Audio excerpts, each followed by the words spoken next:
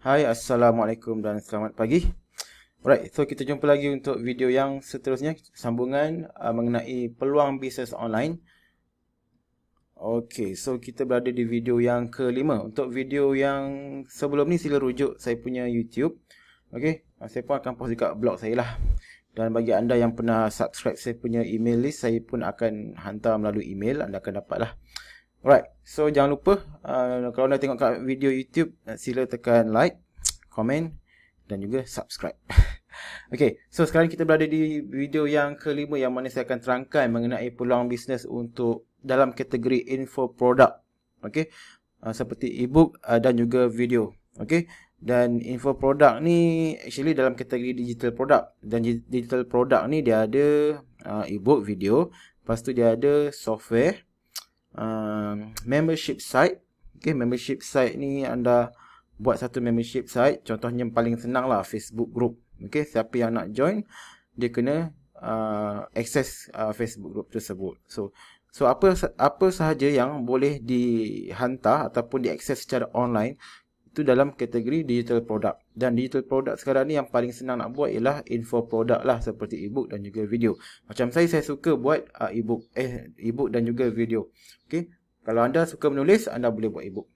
Kalau anda suka buat video, anda boleh buat video macam saya ni. Screen, lepas tu anda tekan record, anda kongsikan apa yang bermanfaat pada orang lain, anda boleh jual. Okay, so macam video ni yang sekarang saya buat ni dalam bentuk screen recording. Okay, yang mana saya berkongsi tips. Okay, kalau saya nak jual pun boleh, tapi yang ni saya tak jual lah, saya kongsi secara percuma. Alright, so sekarang ni dia punya kelebihan dari segi persaingan sangat-sangat kurang lah. Okay, sekejap saya buka ni slide ni. Okay, dari segi dia punya kelebihan, yang pertama, kurang daripada kurang persaingan sebabnya kita boleh create kita punya own product. Kita boleh create kita punya own creativity. Kita boleh create kita punya keunikan. Apakah keunikan produk kita? Okay, saya bagi contoh lah, saya punya produk kan. Saya dalam kategori niche make money juga, tapi saya tak buat video pasal spesifik pasal Facebook Ads untuk dijual. Sebab kalau saya jual panduan Facebook Ads, saya kena bersaing dengan lebih ramai cikgu-cikgu online yang dah buat panduan pasal Facebook Ads. Saya pun tak jual panduan pasal Google Ads walaupun saya tahu cara nak guna Google Ads. Kalau saya buat juga, saya kena bersaing dengan cikgu-cikgu ataupun sifu-sifu yang buat Google Ads juga. Okay, so bukannya tak bagus, tapi kalau boleh pilih untuk elakkan persaingan, kenapa saya pilih untuk bersaing kalau benda tu boleh dielakkan? Kan, kalau saya bersaing, maybe saya akan gunakan letak harga yang murah ke, maybe saya kena maybe saya kena bagi harga yang betul-betul diskaun sampai RM50 ke. So benda tu akan kacau market orang lain yang jual panduan tersebut pada harga yang mungkin lebih mahal. Jadi daripada saya bersaing, baik saya jual panduan lain yang orang lain maybe tak ramai lagi jual. Okay, so itu dari segi dia punya kelebihan. Okay, kedua, untung hampir 100%. Kalau saya jual RM50 pun saya boleh dapat untung RM50. Kalau anda jual serendah RM20 pun anda boleh dapat jual pada RM20. Alright. Okay, yang nombor 3, dia lebih kepada automation. Okay, macam nak highlight ni. Okay, dia lebih kepada automation. So dengan adanya ebook ataupun video, anda boleh jual melalui email. Lepas tu kalau mereka dah bayar, mereka akan terus dapat melalui email secara automatik jika anda menggunakan sistem seperti OnPay dan juga payment gateway. Itu yang saya tunjuk dalam panduan saya punya OnPay method. Kalau anda ada beli, saya ada tunjuk semua tu. Okay. Dan yang terakhir, dia punya kelebihan ialah dari segi risiko. Risiko sangat-sangat rendah. Kalau tak dapat jual pun, berapa sangatlah anda punya kerugian kan. Kalau macam anda ada langganan sistem OnPay tu, OnPay sebulan lebih kurang dalam RM70-80. Alright, macam upah untuk e-cover pun kalau anda buat sendiri tak payah bayar, tapi kalau anda upah orang dalam lebih kurang RM120, 100 lebih lah. Okay, selebihnya anda just buat konten produk anda tu sendiri. Okay, itu kita sebut daripada segi kelebihan. Okay, dari segi kelebihan lain lah, dari segi funnel kita boleh upsell banyak benda lain. Okay, walaupun ebook tu let's say anda buat ebook, anda boleh jual upsell lagi ebook yang lain. Okey, itu antara dari segi kelebihan lah. Okey, dari segi kekurangan, dari segi cabaran, dari segi apa yang membuatkan kebanyakan orang tak nak buat benda ni. Okey. Dan antaranya ialah idea. Okey, dia punya cabaran ialah nak hasilkan ebook, video tapi tak ada idea, kan? So kita nak jual apa? Kita nak panduan apa yang kita nak jual. So itu antara cabaran dia lah. So cara paling senang ialah anda kena tahu apakah masalah sekeliling ataupun masalah yang anda sendiri hadapi. Lepas tu anda cuba selesaikan, cari penyelesaian tersebut. Lepas tu sekiranya benda tu berhasil selesaikan masalah anda, why not benda tu anda jadikan sebagai panduan dalam bentuk ebook ataupun video anda boleh jual. Okay, benda tu juga yang saya buat pada diri saya. Okay, saya akan tengok apa masalah saya. And then kalau benda tu dapat menyelesaikan saya punya masalah, saya akan cuba jadikannya sebagai ebook. Kedua, saya biasanya akan dapat idea melalui pertanyaan-pertanyaan pembeli saya yang sebelum ni. Dari situ saya boleh dapat banyak idea. Okey, itu cabaran dia lah. So anda kena kaji apakah masalah yang tengah dihadapi.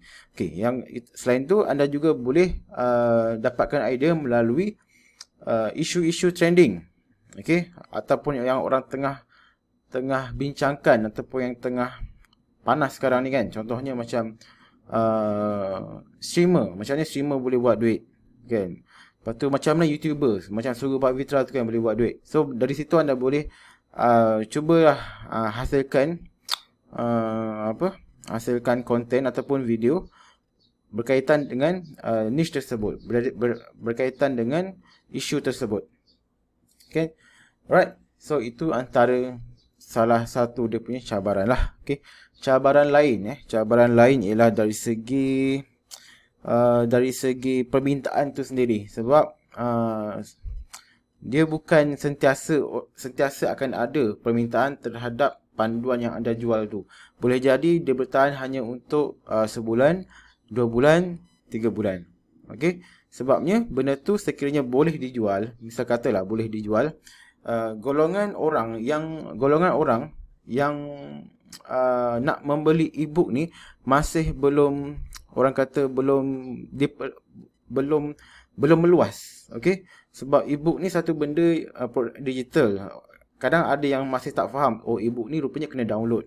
So mereka yang tak faham ni dia maybe takkan belilah. Okey, cuma sekarang ni saya boleh kata market ebook, market infoproduct kat Malaysia ni makin berkembang. Dia dalam kategori niche e-learning, dia makin berkembang lah. Ramai yang dah faham mengenai ebook, ramai yang dah faham mengenai online training. So itu satu benda yang sangat-sangat baik lah. Okay, kalau anda dapat buat something seperti orang lain yang macam dijual online training. Even saya nampak tu ada yang jual panduan video resepi masak pun ada dia bagi akses melalui Facebook group. So satu resepi dia jual dalam RM50. Macam tu lah. So benda tu boleh dibuat, cuma tak nak je. Alright. Cabaran lain adalah dari segi marketing dia sendiri. Okey, anda kena gunakan content marketing. Sebab tu saya akan kongsikan berkenaan dengan content marketing selepas video ni. Okey. So itu cabaran-cabaran dia. Dan saya rasa dah faham kot. Setakat ni saya rasa anda dah boleh faham. So kita beralih pula kepada content creator. Alright, so ini content creator. Content creator ni dia actually teknik marketing. Dia salah satu marketing strategi. Cuma saya masukkan dalam ni sebab dengan content creator ni actually anda boleh buat banyak duit dengan pelbagai sumber. Okey. Contohnya macam yang saya bagi sebelum-sebelum ni, peluang bisnes sebelum ni, Kowe lah, Kuku lah, bisnes SIM card, affiliate dropship. Semua tu anda boleh buat dengan kaedah content creator. Okey. So content creator ni dia punya kelebihan ialah anda tak ada persaingan. Contohnya lah anda seorang influencer ataupun anda seorang yang ada ramai followers. Okey, ada nak jual Kowe, orang akan pilih anda berbanding orang lain sebab ada yang dah follow anda dan percaya anda. Okey, itu kelebihan anda sebagai content creator. Okey, kedua, free marketing. Anda tulis-tulis, anda buat YouTube ke apa, dah dapat free traffic lah. Lepas tu anda boleh pilih lah nak jual affiliate ke, nak jual sebagai dropship ke. Okay, dan yang ketiga macam saya cakap, boleh jual hampir semua produk. Semua produk boleh jual. Dan yang keempat, kelebihan dia yang saya nampak lah, anda boleh hasilkan passive income. Depends pada apa yang anda buat untuk generate income passive tersebut. Paling senang, contohnya anda jadi YouTuber, anda buat income melalui AdSense. Selagi orang tengok video anda, selagi itu anda akan dapat income. Macam video yang saya buat sekarang ni kan, saya upload kat YouTube. Lepas tu akan ada iklan yang keluar. Okay, kalau anda perasan lah. Okay, akan ada iklan yang keluar. Kalau anda tak skip, saya akan dapat income selagi orang tengok video ni. Jadi apa yang saya kena buat ialah saya kena rajin upload konten dekat YouTube. Alright. Itu dari segi dia punya kelebihan-kelebihan lah. Tapi dari segi cabaran dia, cabaran dia saya rasa semua dah tahulah. Which is kena buat konten. Dan konten ni bukan senang kalau anda seorang yang baru, bermula. Dan kedua, sekiranya anda yang tak minat. Lepas tu, anda yang maybe seorang yang nak cepat. So, itu cabaran yang paling utama lah. Right, so cabaran lain, benda ni bukan instant. Dia bukan fast cash. Benda ni take time. Sebab tu kalau ada orang yang dia tak boleh buat content marketing ni sebab dia nak cepat. So, nak cepat dia kena gunakan Facebook Ads. Kena gunakan Google Ads. Kena bayar, janji dapat traffic. Masa tu juga on the spot boleh buat duit. Tapi kalau anda tak ada, orang kata tak ada budget yang kukuh, tak ada modal yang tinggi, anda kena buat content creator. Anda kena buat content marketing dulu. Okay, so jadilah content creator yang beretika, yang apa lagi, yang konsisten menghasilkan konten-konten yang bagus. Okay, jangan letak income yang banyak ni sebagai apa target utama dalam waktu yang singkat. Kena letak apa timing yang jauh sikit, maybe 6 bulan yang pertama ke, setahun ke. Okay, just buat konten terus, anda akan dapat income. Okay, tapi kena pilihlah bisnes yang sesuai dengan anda. Okay, contohlah sekarang ni saya bukannya influencer ataupun public figure, tapi saya punya followers tersendiri, walaupun tak ramai. Tapi let's say kalau saya nak jual SIM card kan, contoh macam Halo Telco ke, Tunwau ke, XOX ke, saya boleh gunakan saya punya Facebook group. Saya boleh gunakan saya punya database sebab saya dah ada konten yang di-follow oleh ramai orang. Jadi apa yang saya buat ialah saya just buatlah artikel pasal SIM card, bisnes SIM card yang terbaik. Lepas tu sebagai bonus, maybe saya boleh sediakan website percuma. Okay, so benda yang sama anda boleh buat juga untuk promote anda punya bisnes jika anda seorang content creator. Okay, so saya harap setakat ni video ni jelas. Okay, banyak peluang-peluang bisnes kat luar tu. So saya dah cuba bagi pendapat saya. Saya dah cuba terangkan setiap peluang-peluang bisnes tu, yang mana kelebihan dan juga kelemahan. Anda boleh decide, pilih. Okay. Walaupun kadang apa yang kita pilih tu kita suka, tapi bila saya dah terangkan macam ni, maybe benda tu bukan untuk anda. Saya minta maaf sekiranya benda tu jika video-video yang saya bagi ni menyebabkan anda berubah fikiran ataupun menyebabkan anda down sekejap ke, saya minta maaf lah. Tapi itulah realiti dan juga pendapat dan pandangan saya sahaja. Okay, kalau anda tak setuju, anda boleh abaikan. Kalau setuju, anda boleh ikutlah apa yang saya sarankan. Okay, buat bisnes yang kita suka, yang kita ada kemahiran, yang kalau boleh buatlah bisnes ataupun peluang yang kita join tu yang kita ada kelebihan, yang kita boleh commit. Okay, yang penting kita boleh commit 100%.